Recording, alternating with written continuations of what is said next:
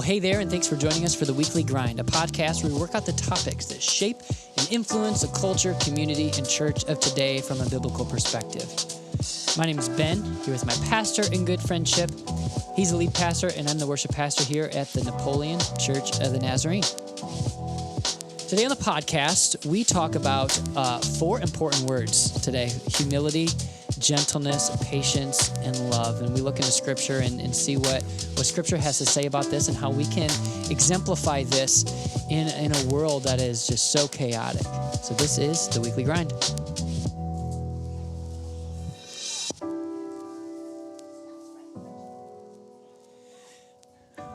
Well, Chip, how are we doing today? Doing good. Doing good, okay. In the middle of the heat wave, right? Oh, my goodness, Oh, it's kind of tapered off a little bit, but I hear it's coming back. Yeah, it's the humidity that really gets me. I decided to redo my house, the outside of my house. When it was 97. On the week that it was consistently 95. Yeah, heat index of 120. Hey, silver lining in that week and a half, I dropped 10 pounds. Just from working and sweating outside. Yeah. So. Okay. I don't know that physicians would say maybe 10 pounds in a week is exactly super healthy. Not a good rate. But I needed to lose 10 pounds. Okay. So there you go. There you go. Hey, so happy to be doing another podcast today. Yep. In the World Part 2. Mm-hmm. A couple podcasts ago, we started this off, and really it's really kind of branched off of a sermon series that we worked through out of Ephesians. So we just were at a lunch with some other pastors and just talking about the context we're in. Yeah. And I think it was you that made the comment, like, did we know a year ago that these were the kind of conversations? Or what would we have thought about? Yeah, if we would have recorded our conversation we had and played it to ourselves in 2019, how ridiculous that conversation would have sounded to us. But here we are. I mean, and it's just crazy. In the world, I mean, when you say that phrase, I mean, the world is really chaotic right now. Yeah, hang on. It's ramped up. Right. But we have a unique opportunity, I think, as the church, something that stands the test of time. Yep. Where we don't have to move and shift with the waves, is we can be that rock. Yep. And that foundation in a world that desperately needs it. And that was the whole premise of this podcast, and beginning even the genesis of this podcast was bringing biblical perspective to culture. Yeah. So that's where we're at. So like we live in maybe a phrase that's good is the polarization of America, right? Everything that is happening, it ends up becoming two sides. Yeah. And then a food fight. Yeah. Even in a pandemic, which all of us should be, gracious, mindful of all of the challenges that come out of it. Yeah. Now it's overblown, it's underblown, masks, no mask. Mm-hmm. It's just this polarization on you're fearful, you're careless. Every single thing. Yeah. And so in the series we preached through, I tried to remind all of us here at NapNaz, and we'd like to on this show, just remind you of the opportunity we have. Yeah. That when the world polarizes and fights, and that's the history of the world all the time, that we get to be the church. Absolutely. And guess what? In our church, and in every church, I'm sure, how we are handling this pandemic, or the way we see some of the discussions we're having in America, there are different viewpoints. Mm-hmm. There is even disagreements. It's all fine. But what is amazing in the church is we love, care, support, and stay together as a family. Yeah, at the end of the day, That's something that only the grace of God can help us do. Because we're living for something so much bigger than the last 3 months. That's it. And we've talked about that phrase often. Augustine coined it 4th century or so 1,500 years. Yeah. It stood the test of time. I think it's a good guiding principle for us. Yep. That in essentials, so we're talking the gospel, who God is, salvation. Yes. Hey, we're going to stay together. That's what we center around. That's what we unify around. In non-essentials, and guess what non-essentials is? Mask wearing. That's right. Even your perspective on COVID. How serious is it or isn't it? Yeah. Liberty. That's non-essential. Liberty, and I would also say respect. Yeah. Right? Yeah, it's absolutely. It's not worth breaking a bond unity over. It's ridiculous. Over that. Yeah. And so I'm a little alarmed sometimes when I do hear language that is a little bit provocative about, hey, if you don't take this position or that position, you're not being a believer. Man. Yeah.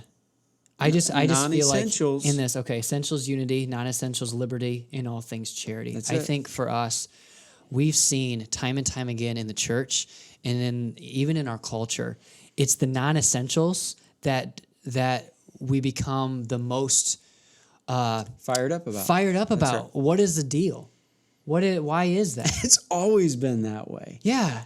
I grew up in a context we really need a break. That was pretty conservative as far as some lifestyle things, and really in the broad spectrum of beliefs to have and to hold to and to live out of, those were not major things, and yet you would have thought those were the major things. Right. What is it about human nature that tends to do that? I think religion is the lifestyle of religion is birthed in non-essentials so often. Hey, you ought to like coin that somewhere. Because I mean, really, those are the things that we feel like the hills we need to die on, which it's like couldn't be further from reality. I agree. It's like let's just get back to the proper perspective. I talked about the echo chamber in the last podcast on this is because everybody's talking and nobody's actually listening to each other. And let's get back to the essentials. Let's hold to those, and in all things charity. Yeah. Extend grace. I think this is why when I walk through this in our teaching, I became aware once again of all the different places in the New Testament where either it was the Apostle Paul, Apostle Peter, Apostle John, James. Yeah. All these guys there is a reoccurrent theme so often. Even the way Paul and Peter would say, it was with an urgency. Guys, stick together. You cannot afford to allow yourselves to divide over food. That's right. Romans, and you got that. And then in Corinthians, they're fighting about so many different things. And I mean, he's using language like, I appeal to you. And that word appeal is, I beg you. Yeah. I'm on my knees before you. Please don't break fellowship with one another. Yeah. Keep unity. Over and over and over. It's a reoccurring theme in the New Testament. Stick together. Yeah. And so I guess our challenge to you today is in the middle of this, when you're being pushed to pick a side and then shoot the other side and provide the logic and rationale for why your side is superior to the other side. You have the moral authority. You have the moral high ground. Yes. Stop that. Stop that. Unless it's an essential. Yeah. Is it about the gospel? Right? To another believer? Is it about salvation? Then absolutely. But on this stuff, let's concentrate more on supporting, loving, caring for one another in the middle of this and showing a world that, we don't always have to agree, but we're family. Yeah. And family looks out for one another, cares for one another, right? Yeah. And I can't say it enough. It's becoming more and more apparent to me that if the church is going to be the church like God intended it to, it's going to be on mission, then in dark times, when our light can shine bright, well, it would be pretty cool if the church navigated through all the different things that are going on and the world looked on and said, wow, they just love one another. They care for one another. They're there for each other. And what's amazing is they're not like some groupthink, some cult that just buys into everything and they all think the same and they say, no, they actually have disagreements with one another. Well, and don't hear what we're not saying either. This isn't, the church doesn't cease when we're not meeting. I mean, the church is, it's very clear in Scripture, the call to meet regularly. But in the midst of this, if you're feeling a little apprehensive, and it's not fear, anxiety driven, it's actually rationally driven, Your high risk category. Don't stop being the church. That's not an excuse to stop caring for a brother and sister, to reach out, to extend a hand to somebody else, write a card, call somebody up. The church doesn't stop just because you're not coming for the 1 hour out of 167 hours of the week. Right. And if you are coming 1 out of the 167 hours on Sunday morning, guess what?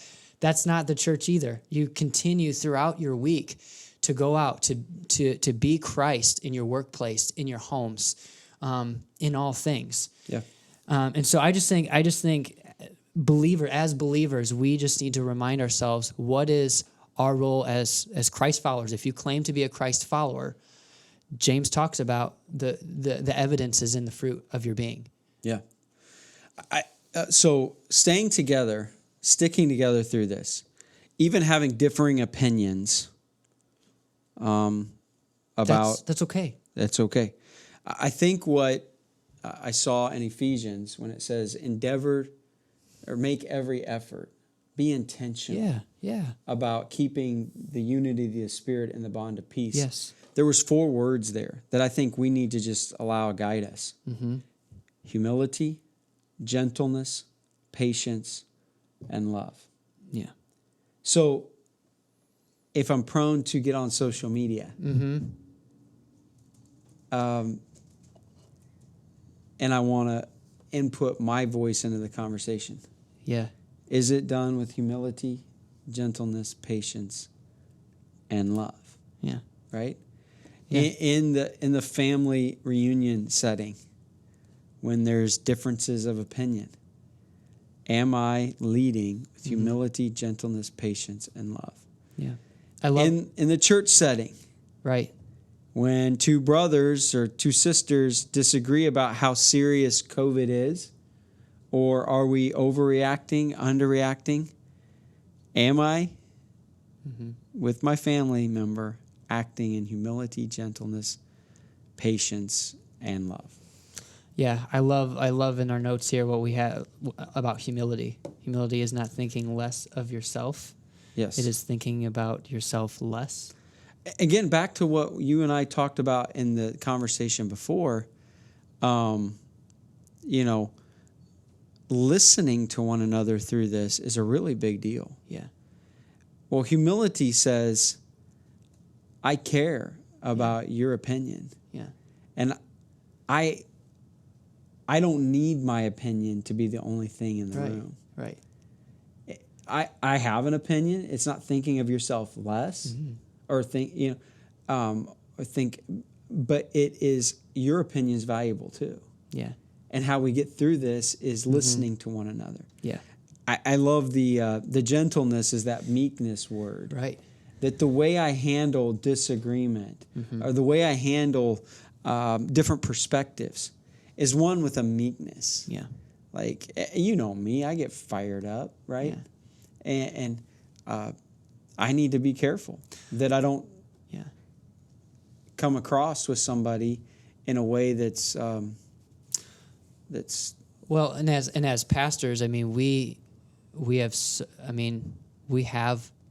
as people, we have a lot of opinions, right? Sure. You and I. Sure. But understanding our calling and understanding our role, I tell you what, man, it's so hard to sometimes, but for the sake of the gospel, for the sake of souls and the opportunity to speak into the lives of people down the road, I'm not going to get caught up in this because I can't, for God's sake, I can't afford to get caught up in this food fight. That's right. And my approach needs to be approach of gentleness. Yeah. To care about the person. To hear them out. Yeah. And when I look at a person, do I think about where they're coming from, why they're coming from that perspective? Yeah.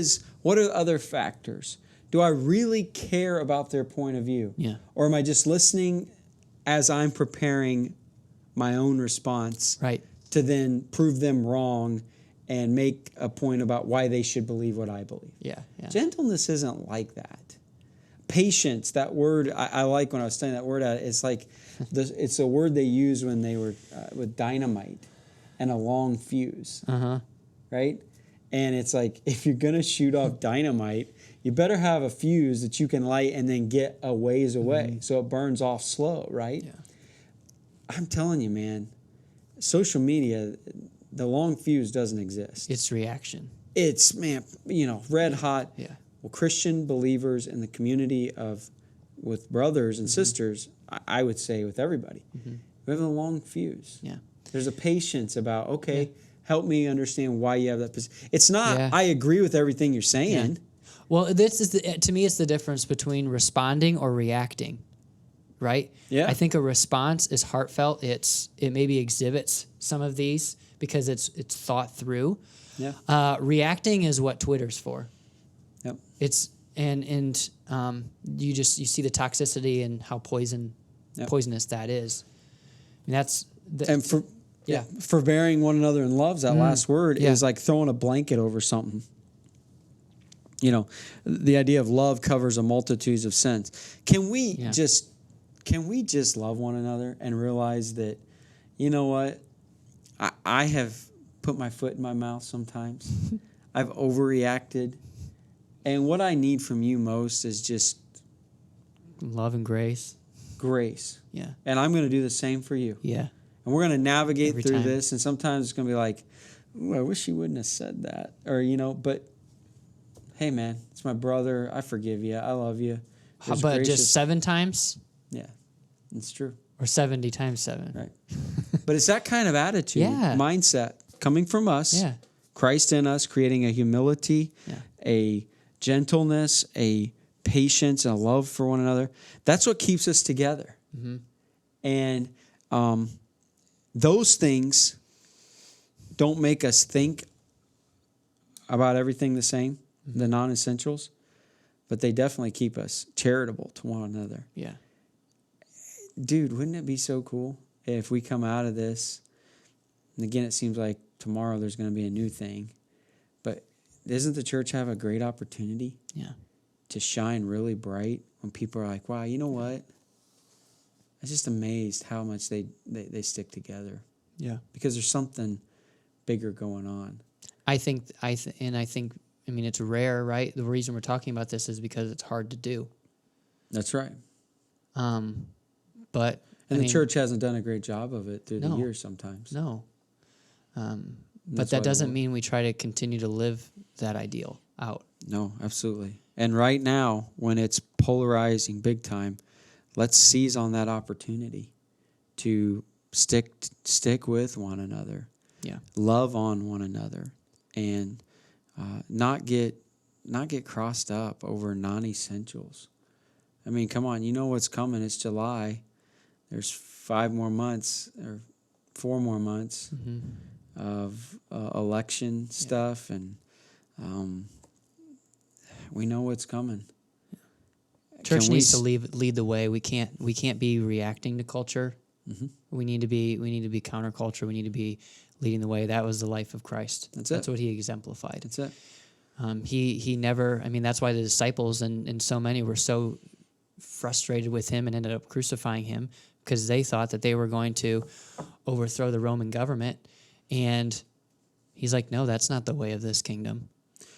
And what we're saying is not to all of a sudden have this attitude where I'm never going to engage. That's not it at all. No. To be it's fully, in the manner in which you engaged, exhibiting humility, patience, love. Look at Jesus teaching a whole new kingdom theology almost. He didn't just I'm just going to keep the peace, or I'm just going to not say. He's teaching stuff that's rocking everybody's world, but he's doing it in such a way that he was believable. Yeah. You knew that guy was. This isn't, hey, just be quiet and love one another. This is engage with one another, but love one another, and grow together in your understanding and your wisdom and your discernment on how to. I need you to help me discern. Yeah. What's going on out there? Yeah. What are the messages? What do I need to see? What do I not see? There is an accountability for one another. I know when I know your heart's intent. Yeah.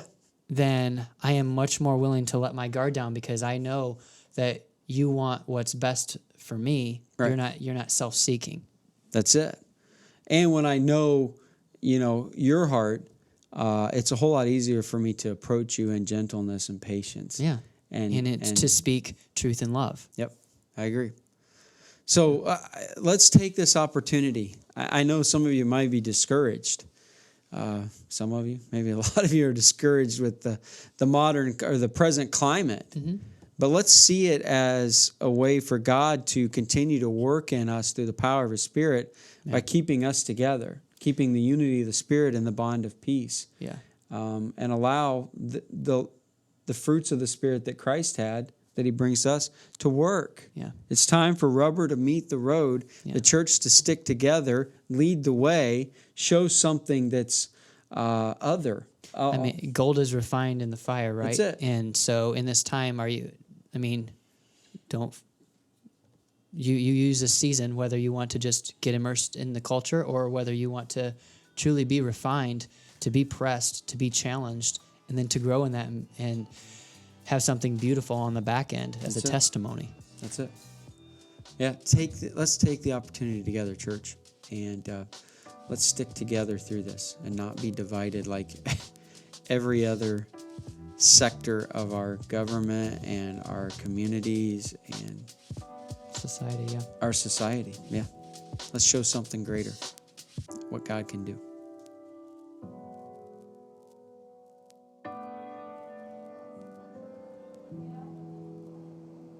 Well, hey, thanks for engaging with us in this week's episode of The Weekly Grind as we tackle the topics of today from a biblical perspective. If you found today's topic or any episode valuable to you and your growth, it'd mean a lot to us if you would leave us a comment. And don't forget to subscribe to stay caught up on every episode of The Weekly Grind podcast. Thanks so much, and we will see you next time.